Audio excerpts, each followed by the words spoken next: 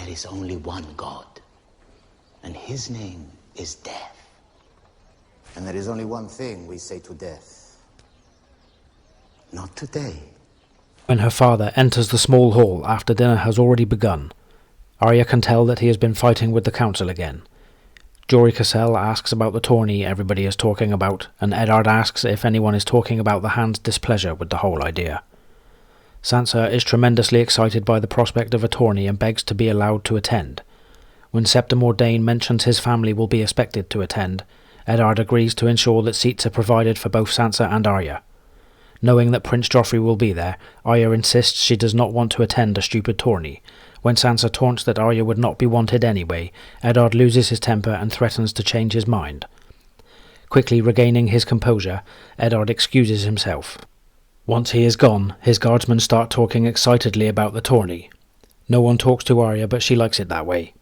Back in Winterfell she had enjoyed listening to the men talk, but now the sounds irritate her because she blames them all, even her father, for doing nothing to save Lady and Micah. After looking disgustedly at her cold food and the people around her, Arya pushes away from the table. When Septim Ordain insists that Arya hasn't eaten, she dashes away. She runs to her chamber and locks herself in. She digs to the bottom of her chest where her sword needle is hidden. Arya thinks that if she could climb like her brother Bran, she could steal some food and run away, and that if Jon Snow was there, she would not feel so lonely. A soft knock on her door proves to be her father, who says they need to talk and asks politely to come in. From the way he talks, Arya is ashamed to realise he is more sad than angry. When she lets him in, her father immediately notices her sword and asks whose it is. Arya explains that it is hers, and her father asks to see it. Her father notices Mickon's mark on the blade and remarks that if his 9-year-old daughter can be armed from his own forge without his knowledge, how can he be expected to rule the 7 kingdoms?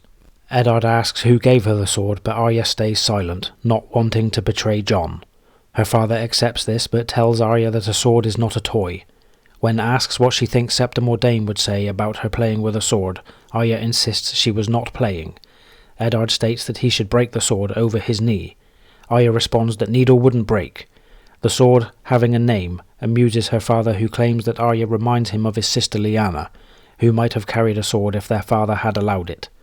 Arya is surprised when Eddard says she looks like her aunt, who was always described as beautiful, something never said of Arya. Eddard asks if Arya knows anything about how to use a sword, and she replies with the advice that Jon gave her.